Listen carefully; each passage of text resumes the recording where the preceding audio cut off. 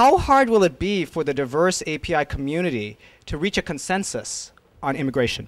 So, Asian Pacific Islanders, APIs, we've been participating and impacting the immigration reform debate for 3 years, at least. In our homes, in our places of worship, on the Hill, and in City Hall.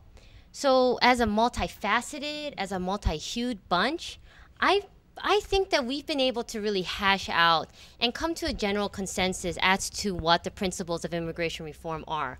The general consensus is that it looks like bringing millions of the undocumented out of the shadows, including young people. It means creating that path to citizenship, preserving the family immigration system to keep families together. We saw it almost eliminated in the 2007 debates, protecting due process and challenging anti-worker encroachments. So look, APIs,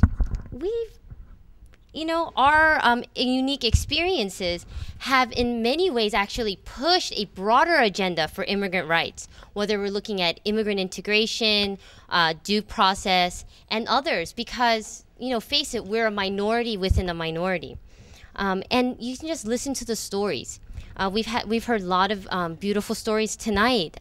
There's Manny Uk, Cambodian American in Seattle, who lives day to day wondering when he's going to be deported because of U.S.-Cambodia repatriation agreements. Korean American seniors that NACASEC works with our local affiliate, the Korean Resource Center, talking about what it feels like to be separated from their families and being sometimes the most eloquent speakers and advocates for keeping families together and immigration reform.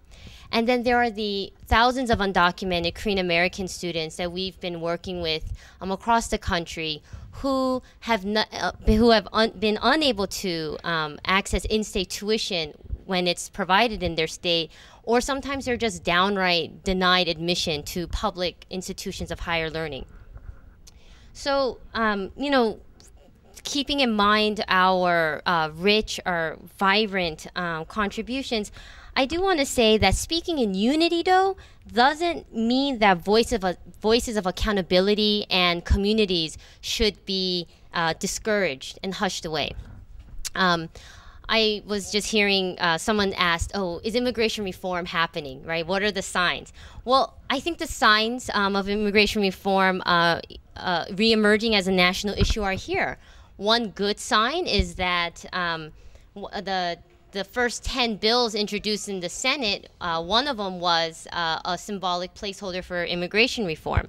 A bad sign, as Sarah mentioned earlier, has been the really horrible, mean-spirited debates that we've been hearing from Washington, D.C. about whether to include immigrant children and pregnant women.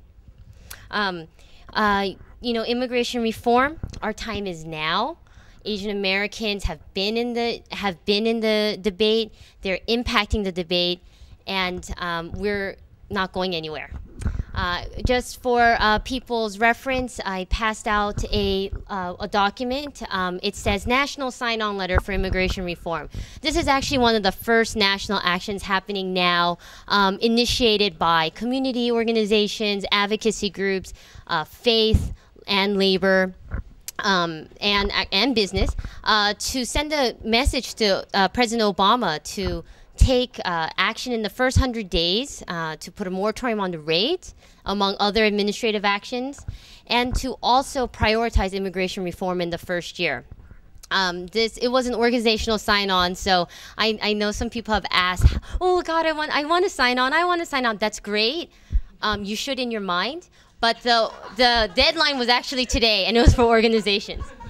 And on the flip side, just S-chip, huge debate. It's raging on right now. Where immigrant children going to be? NACASEC and the Health Rights Organizing Project. If you know folks in D.C., let them know about the flip side of the letter. Thank you.